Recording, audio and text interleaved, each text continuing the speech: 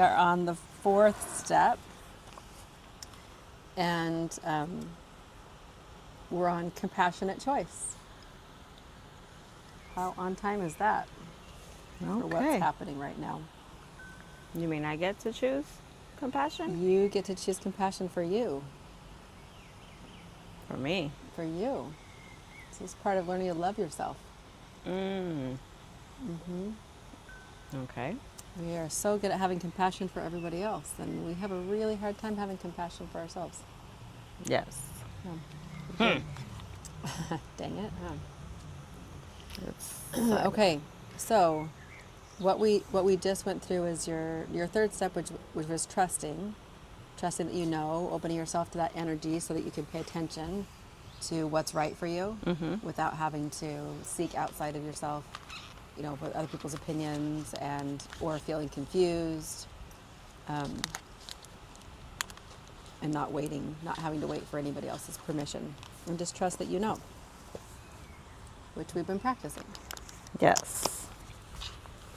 And so our fourth step, compassionate choice. So this is all about relaxing. So the first step of this, we'll just start going through it, because the first step is relax into knowing. Relax into knowing. So in our last step, when we talked about trusting that you know, now we're going to take the anxiety out of it, is what we're really going to do. So when you relax into knowing, what that means is you start to, okay, let's give an example. So this whole trip, we haven't planned ahead. No. I mean, we did, but we didn't. We know what-ish we were doing. I like how you put that. What-ish. We decided the Airbnb literally 30 minutes before we got there. We decided we were going to take the train to Rome, the morning of getting off the ship or boat? Yeah, we decided that on the boat. We decided to take a taxi like within a 5-second window. Yes, we were going yesterday. Where I just watching the lady sing, and all of a sudden there's a taxi. You're like, let's get in it. Let's get in the taxi. Okay. Which was good because it saved us a lot of walking. It saved us a lot of walking. Yeah. Yes, it did. So the relax into knowing is when you really start to deeply trust yourself and not have to worry. So we have a lot of worry surrounding the choices that we make, what's going to be right, what's going to be wrong. Like getting into that cab today by myself. Like you got into a cab today by yourself. I left you. I legit left you in a cab by yourself today. Yep. How did that feel?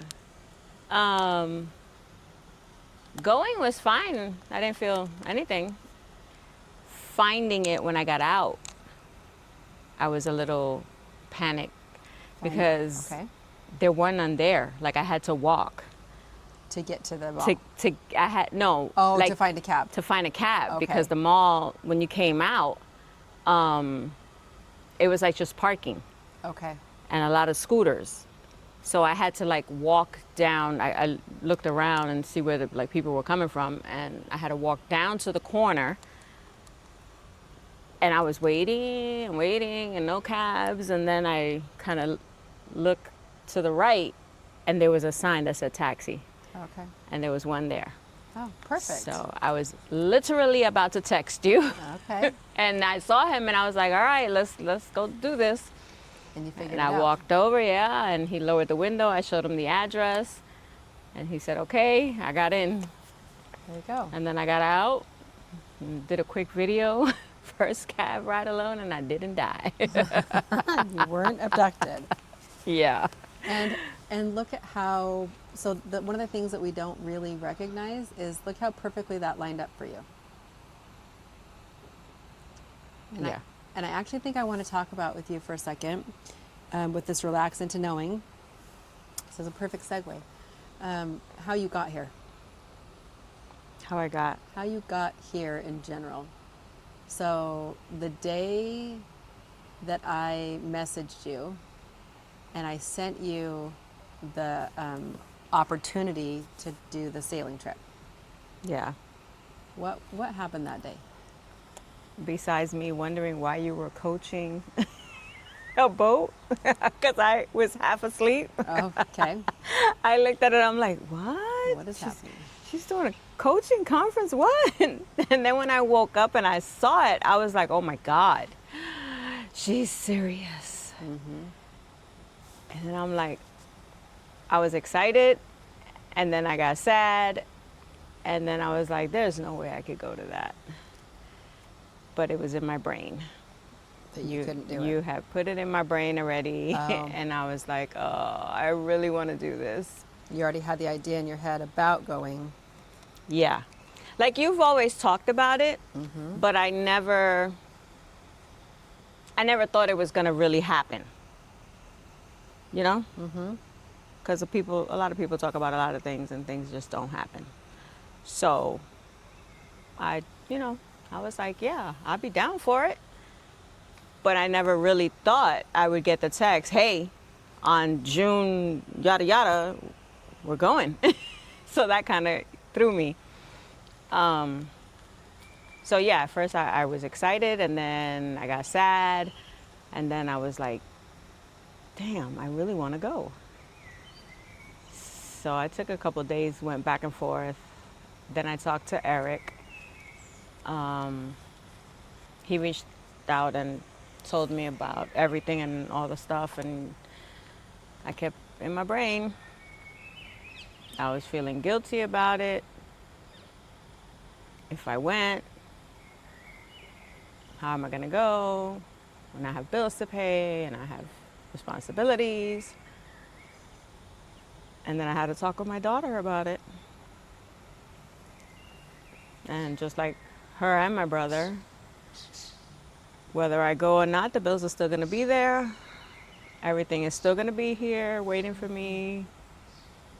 So why not? If the opportunity arose, why not? And I literally felt guilty about doing anything for me, doing this whole process, till about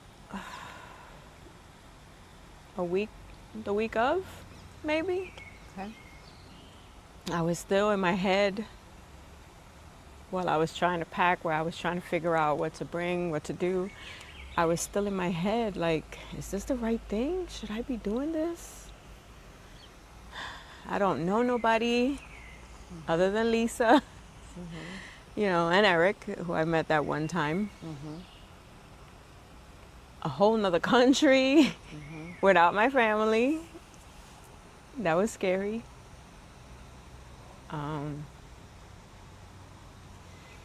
But then I said, after talking to them, they were like, why not? So what lined up for you? So and this is so interesting. So one of the reasons why we have such a hard time relaxing into our knowing, right? Knowing what the right direction is, or the direction that we want to take, or that's, the right step at the moment.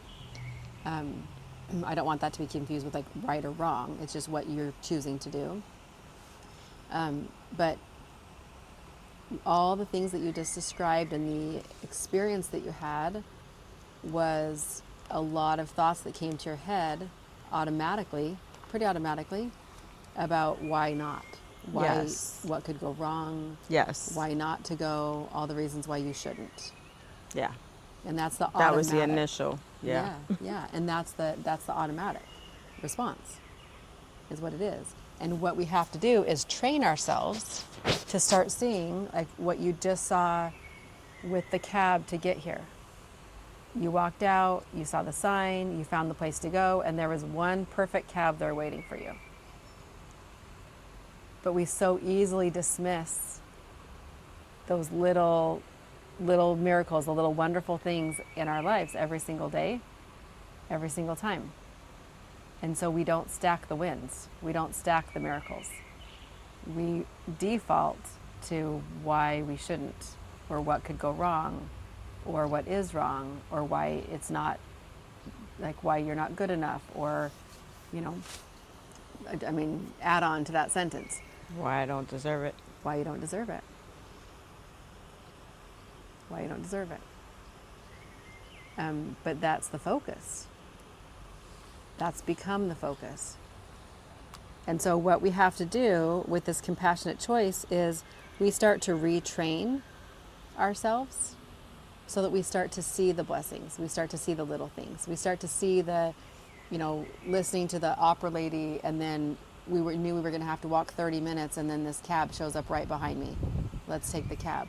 Or, finding the Airbnb while we were on the train, and we literally, by the time we got off the train, chopped a little bit, took a cab, and showed up at the Airbnb. We were within 1 minute of when we were supposed to arrive at the Airbnb.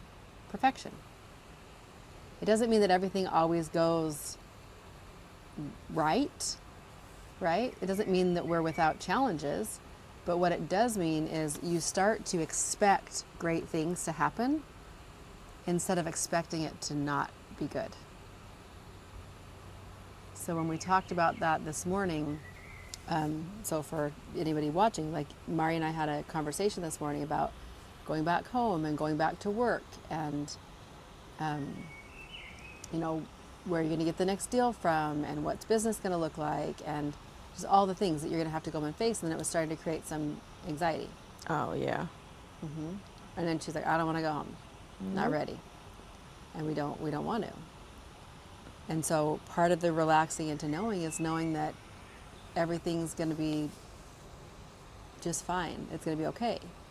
And that you can trust yourself. So you kind of stack those two things together. You trust yourself, and you trust that you know what the next step is going to be, or you'll figure it out. And relaxing into knowing that it's going to be amazing, and expect it to be amazing. Expect it to be delightful. And when it's not delightful, that's more of the exception. When we've been living our lives by the rule of the delight is the exception, and all the hard things is the rule. Yeah. Right? Yeah. I don't expect things to come easy. Expect it to be hard.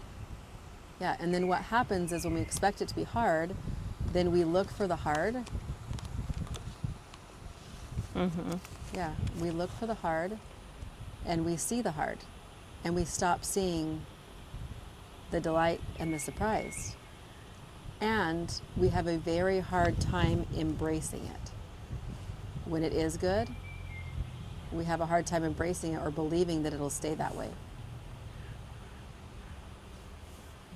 Yeah.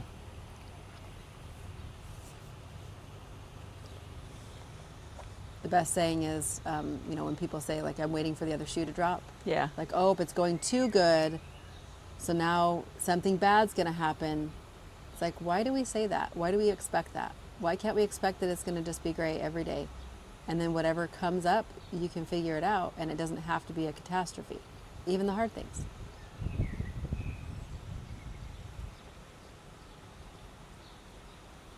It's hard to be there. Say that again? It's hard to, I guess, to change that thought. Because even after our conversation this morning, like now it's in my head, going back home. Yeah. Am I going to be able to keep it up? Am I going to be able to keep doing what I got to do for me and not fall back into the people pleasing and all the other stuff I constantly do that's not serving me? Okay, so the reason why you have these steps, right, and this awareness process is so that you can every day, like the habit just becomes that you look for the things to surprise you, and you expect great things to happen. And when you start to have a trauma response, or you remember what we talked about, if you do have an outburst or you're feeling a certain way, you're just going to start to recognize it. All that's happened when it seems really overwhelming that you're going to go home and you can't keep this up, all that's happened is you haven't been aware of the way that you're feeling because you haven't allowed yourself to really feel that way. And so we feel, and then we hide it, and then we keep going. And then we feel, and then we hide it, and then we keep going. And instead, what's going to happen is you're going to feel it. You're going to feel it deeply. You're going to be able to express it. And then you're going to be happier. And then it's almost like a big dopamine hit. All of a sudden you're like, oh, I know what it feels like to actually experience how I feel and then be happy. And it doesn't have to do with anything outside of you. It has everything to do with just what's inside of you. So when you go home, keeping it up really just means be in tune with that mind-body connection so that you can feel what's happening for you. That's it. Just feel what's happening for you. And then you'll have the steps beyond that to be able to address what is happening for you. Okay, so when something scares me, just feel it and do it anyway? Yep, and see, just make sure, hold on just a second. Okay, good. Well, what do you mean? So give me an example of that. When something scares you. It's interesting that that's the first thing you said. What's going to scare you? Well, when I'm scared to do things. Okay, so what's going to scare you? I don't know. I mean, I don't have anything specific, or like when I'm scared to do something for work or for myself again. Okay.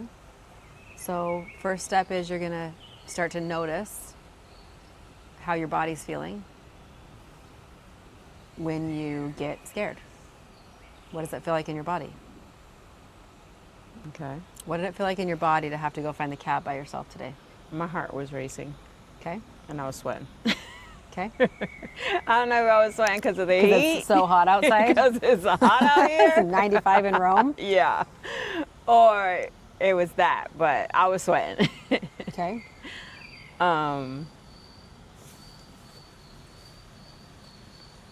But then once I found that I was okay. So it's a little bit of a panic, like, uh-oh. Mm-hmm. But then I did it. Okay.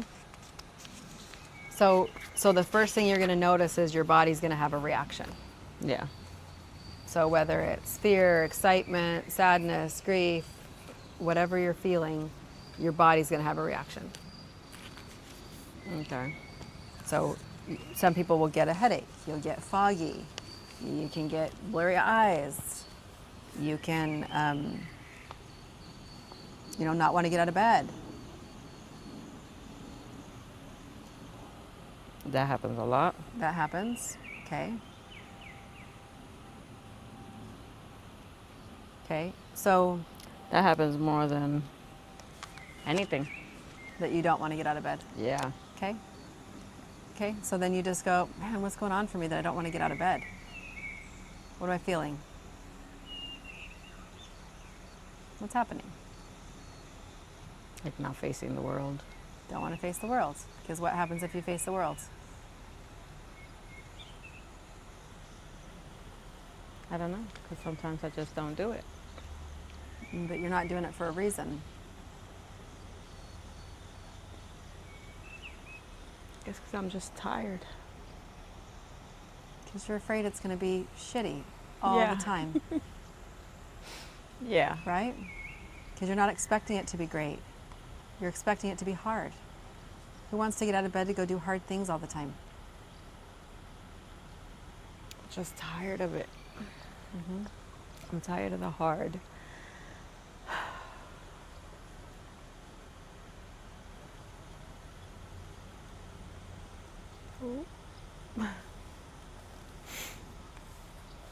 Yeah. Okay. So really easy to see then, right? Okay. And you retarded thing.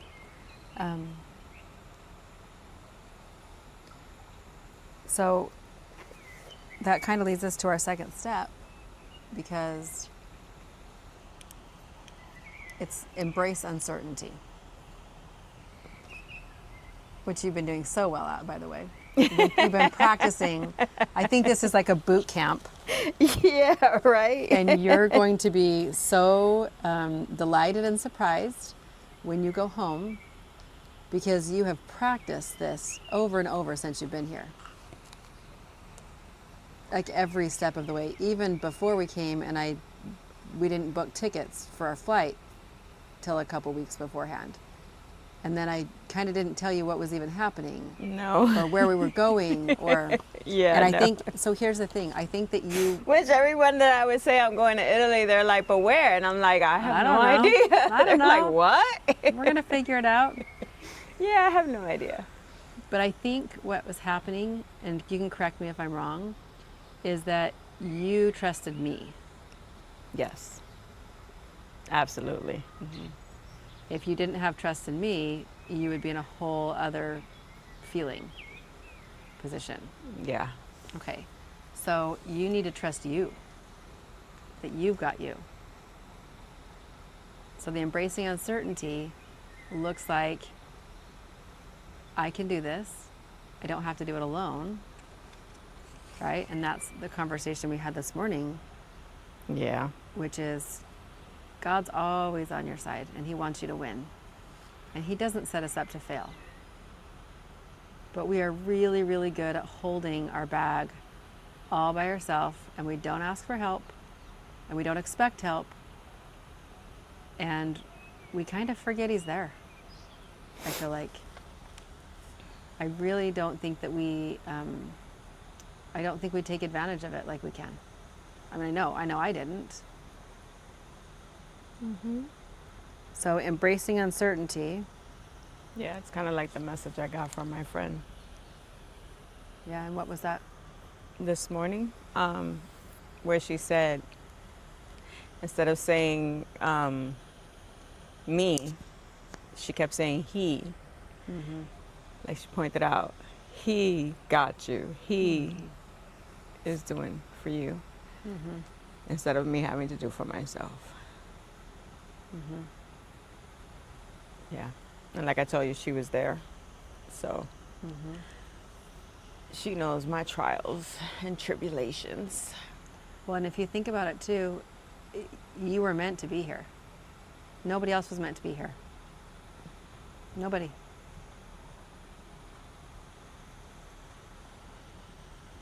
Because I was the only one that kept telling you, yes, let's go to Italy. Not even that. When I first got the message from Eric, so number one, he didn't have spots open for his trip for Italy. I asked him a month and a half ago, and he didn't have spots open. Oh. So he messaged me that same day and said, I've got spots open. I've got a cabin open if you want to come.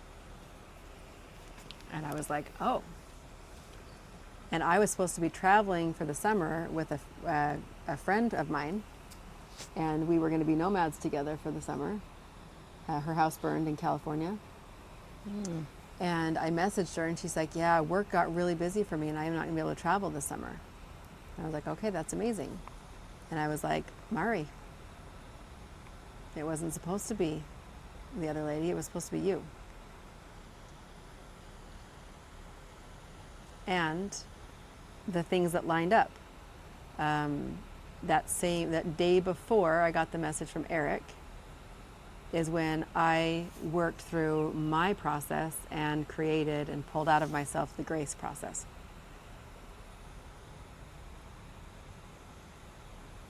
Okay. And then the next day is when Eric messaged me. And then I messaged you. And then here we are. And then here we are.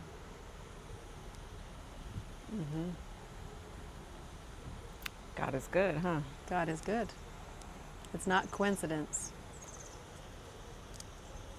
Yeah, it's not coincidence. It's not coincidence that we had the taxi. It's not the coincidence you found the taxi today. All those things are like wonderful things that you now get to look forward to, expecting great things to happen and allowing them. So what's going to happen, I will warn you, is the default is to not expect great things and to have it be hard. So it's going to feel really weird and uncomfortable when it's not. Like you're waiting for something to go, you're waiting for the challenge. Where's the challenge? Show it to me. For the other shoe to drop. Yep, for the shoe to drop. Where's the challenge? Oh, it's been 3 good days. Where's the challenge? It's got to be a challenge. Right? When's it coming? What's going to happen? What's going to go wrong? And so you instead can expect great things to happen. And if there is a challenge, you know you've got backup and you've got you, and you can navigate it. We just navigated going to a freaking foreign country with no plans. We did. We didn't know how we were going to get to the hydrofoil, to get to the boat. We didn't know how we were going to get to the train, how to buy tickets. We didn't know any of it.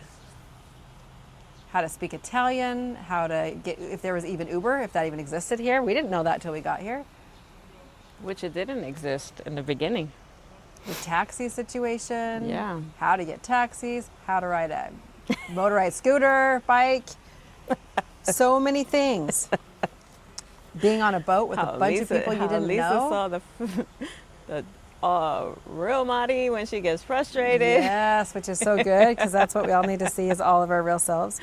Yeah. So embracing the uncertainty, it's not uncertainty for negative, it's uncertainty for being surprised and delighted as a rule instead of an exception. You're going to start to embrace the fact that life gets to be good,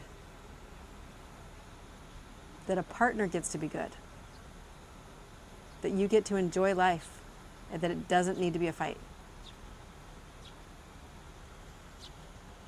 We create that for ourselves. Yeah. I don't know. I'm still skeptical on the partner thing, but That's okay, we get there. if it is what I'll be at the it's wedding. meant to be, I can marry you. I can marry you. I am a mayor. you crazy. That would be full circle. Okay, Yeah. so I'm going to just bring us back down here for a second. So you're going to feel what's happening in your body, right? Mm-hmm. And then be aware, and then ask what's going on. And then start to look for, I call them context clues. You're going to start to look for the context clues around what's going on. So let's say you're laying in bed, you don't want to get out of bed, you're feeling a certain way. I would then start to look for the context clues of maybe what happened the day before or for the last couple days, or what's going to be happening for the day. And is there something that's maybe causing you to feel uncomfortable? Something you're unfamiliar with, something you haven't done before, something that seems big or seems hard, right? Or, did someone say something or something happen, or what are you seeking for? So I always look for context clues, and then I always ask myself, what am I seeking for? If I want to stay in bed, I'm seeking for comfort. I'm seeking for something, right? If I don't feel comfortable, why am I not feeling comfortable? And you just ask yourself questions. It's self-coaching is what it is, to start to ask yourself those questions and find out what's actually happening. And don't believe your surface story. Like you challenged me this morning. Like I challenged you this morning. It's your automatic first answer is not usually the answer. Feels like it, but dig around a little bit, rattle it loose in your brain a little bit, because you just have to remember that if you're going to do something different, you have your behavior has to be different. Like you have to change the way that you're thinking. What the focus is. I don't love to say, I guess, change the way you're thinking, but it's really just, what is your focus? Get focused. Get focused and get committed. Intentional. And intentional. Commitment and intention are very important. Yeah. I just find myself like I said, in my brain, I know what I want. I see all the things. Okay. And then I just stop myself for some reason. Because not that it's hard, I get overwhelmed so fast. And it's not, that's not me. I was not one to be overwhelmed. I was not one to say the word anxiety. Like, So the overwhelm is the surface level. So when you go, okay, I'm overwhelmed, you have to dig deeper and look for more context clues for why you're overwhelmed. It's a symptom. so am I overwhelmed because I said yes to too many things? Correct. Did I stack my schedule too much? Did Am I give I- too much of my time to other people? Yeah. Not focused on me, but focused on them? Yep. Am I tired? Did I get enough sleep? And I have too many things that I have on my plate? Do I need to shift something around? Did I overcommit to other people and I didn't keep my commitments to myself? I tend to do that a lot. That's why I said it.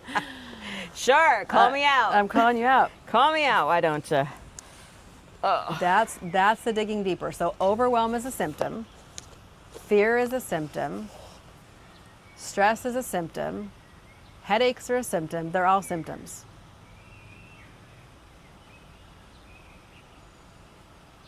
So don't look at the symptom anymore.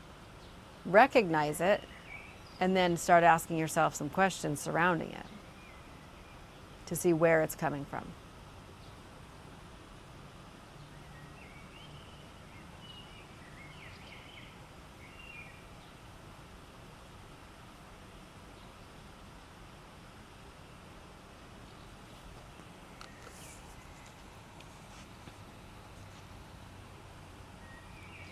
Okay. Okay. And then our third step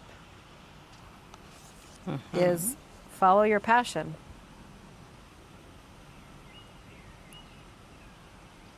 Follow your passion.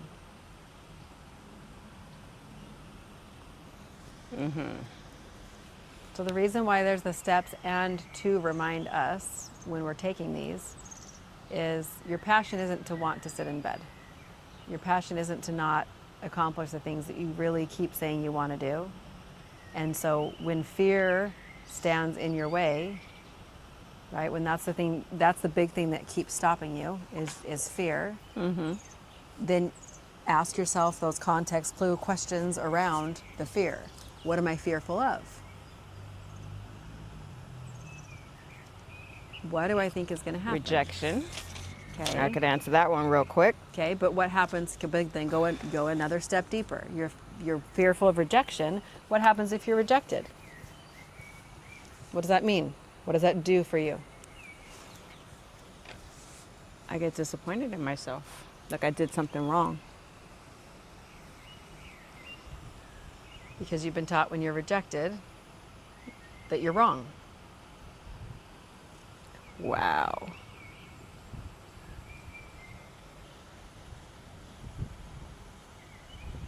You might want to write that down. So you can remember it. So you know it's a BS story.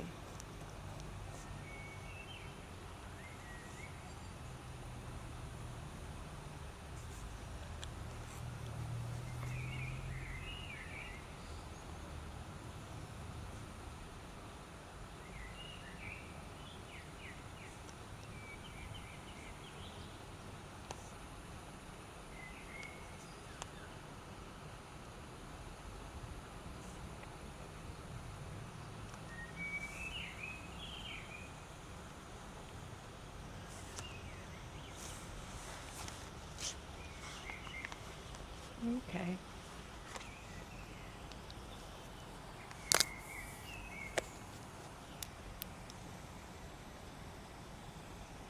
Okie dokie. So part of the compassionate choice that we're talking about is also that your passion matters. That you get to matter. What you want matters. How you want to live matters. So the fear that you have of going home and having things going back to the way they were, now the remembering part is what you want matters. And if it's not what you want, if it's not aligned with what you want, then it's a no. Sometimes the compassionate choice is you choose you. And that's a compassionate choice. And not feel guilty about it. And there's no reason to feel guilty for choosing you. It's compassion for you. You can show compassion and take care of everyone else. You get to show compassion and take care of yourself first.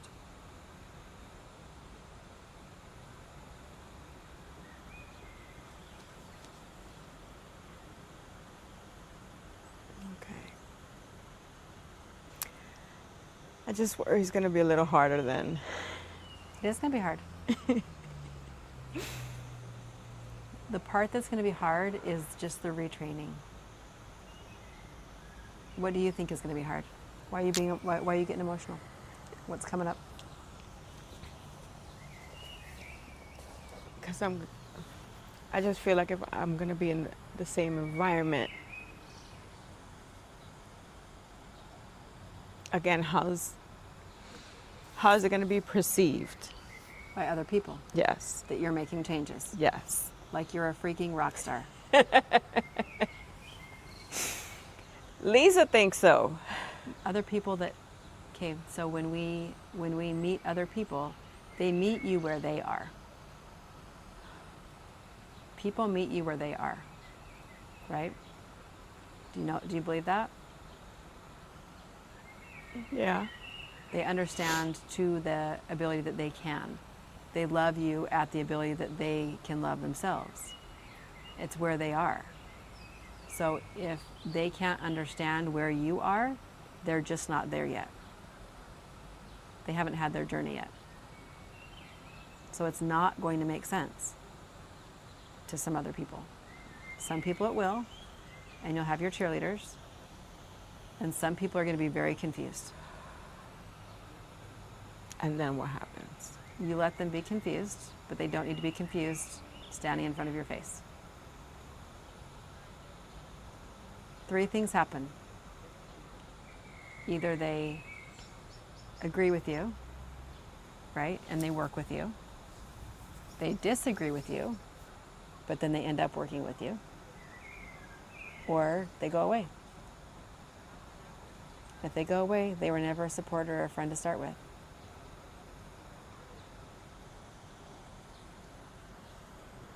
I think that's the hard also part for me. I mean,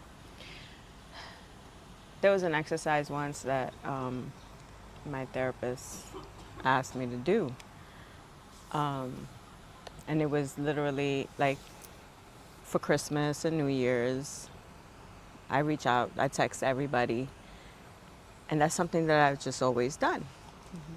So she asked me to just ask a few people if they had to pick, I think it was like maybe 5 words or 4 words or something to describe me, if they wouldn't mind just, telling me, texting it to me or something. And that it was part of, my therapy session.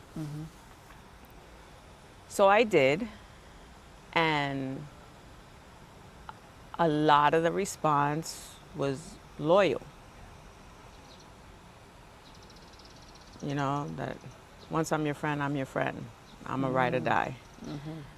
And then she asked me after that, she asked me not to text anyone. I was like, what do you mean?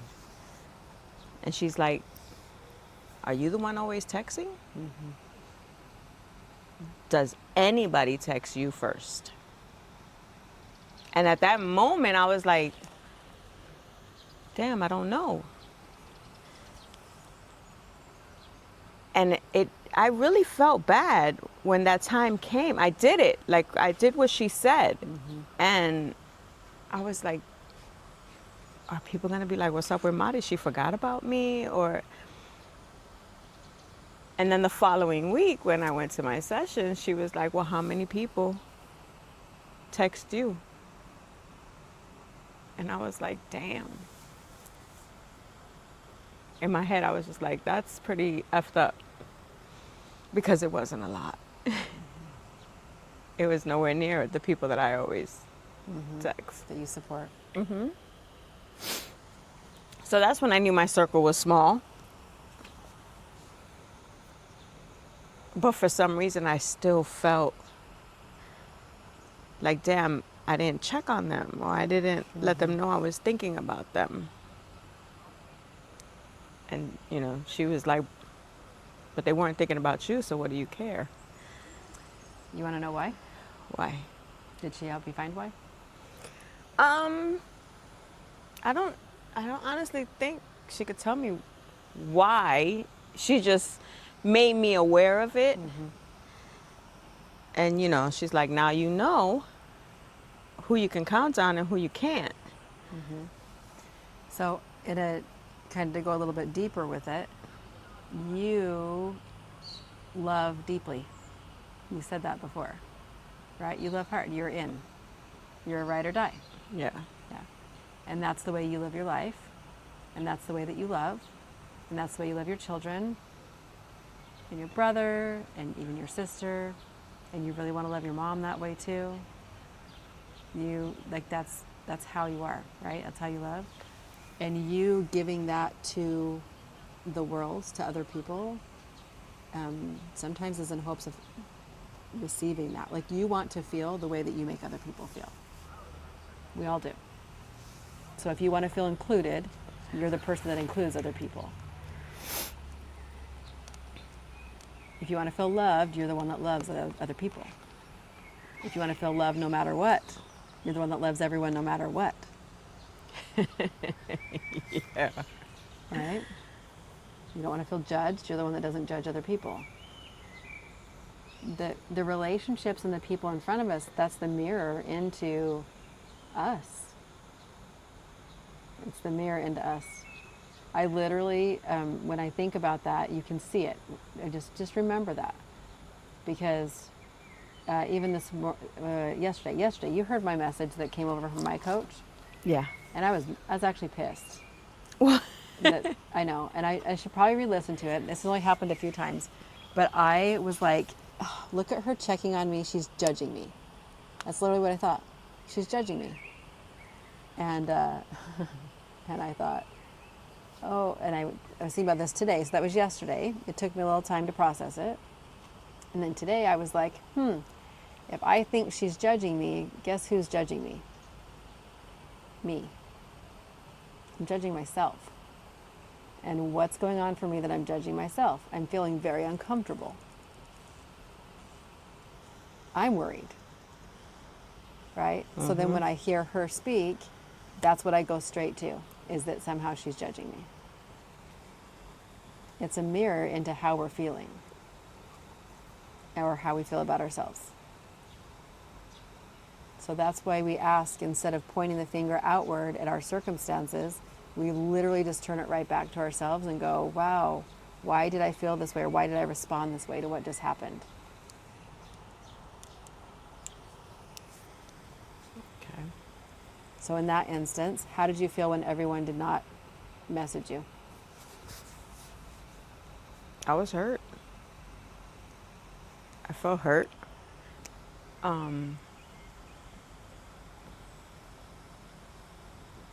Then I kind of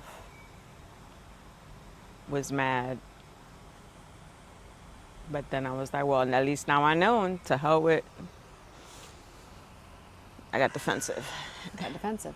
Put up the walls. Yeah. Protected. Yeah. Yeah. And then, like,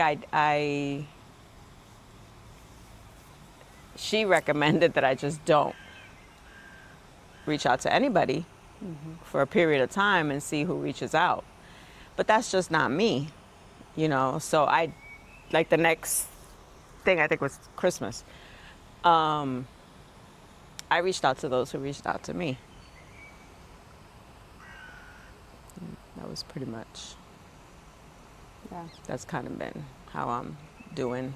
I mean, life happens. Everybody Get busy. has family, you know, it is what it is. But yeah, I guess I just, What would happen if you poured all of that into you? all of what? All of the reaching out that you had, all the, the want and the need to reach out to talk to everybody else so that they could feel good. Because you said, if I don't contact them, they're going to think or they're going to feel, right? Yeah. So have you ever thought about pouring that much love into yourself?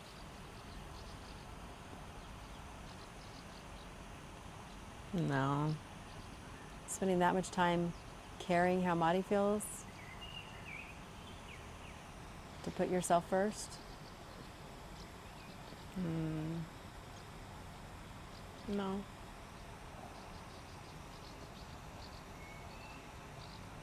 Something to think about. Yeah.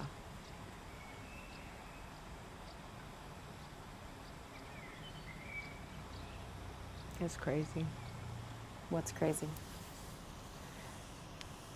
how I used to be the person that didn't care what anybody thought about me or what I did or what I was. The if you don't pay my bills, your opinion doesn't matter kind of person. And then throughout the years, I've just, the older I get, I guess, maybe it's the age.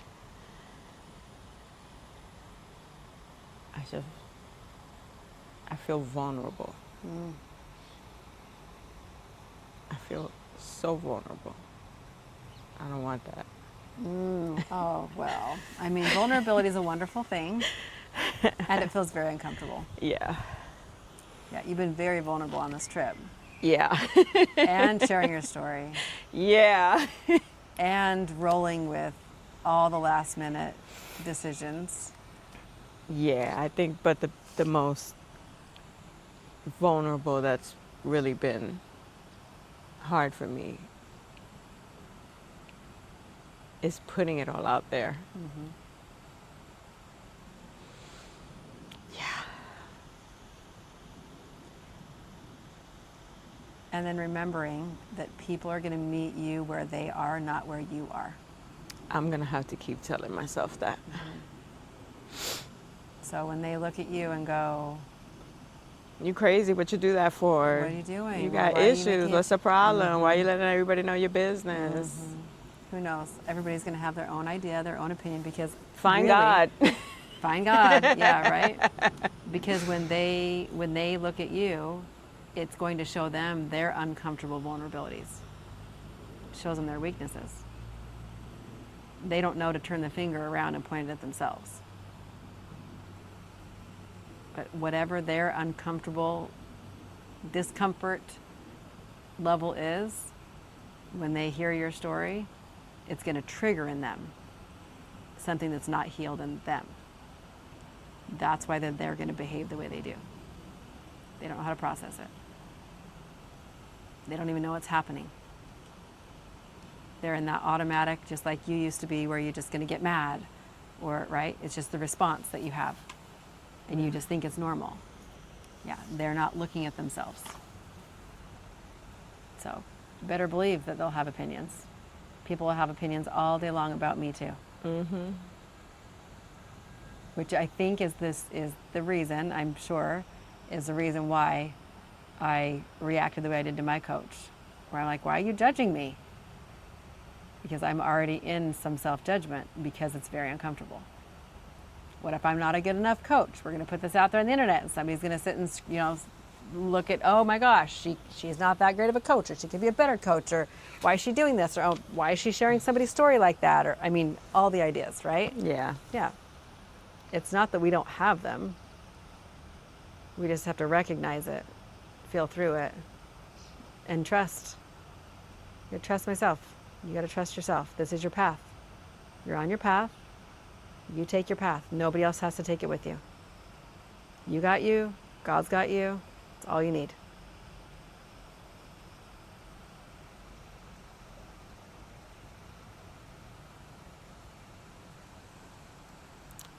Okie dokie.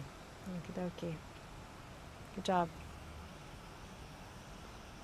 So we are Session 4, we finally got some tears out of you? You got tears this morning. Well, I did get tears this morning. I did get tears this morning. Yes. Yeah. One more? One more? One more. Yes, one more. It's going to be great. Yeah. Okay. Let's go find some dinner. Yeah. Maybe some shopping. And maybe some shopping.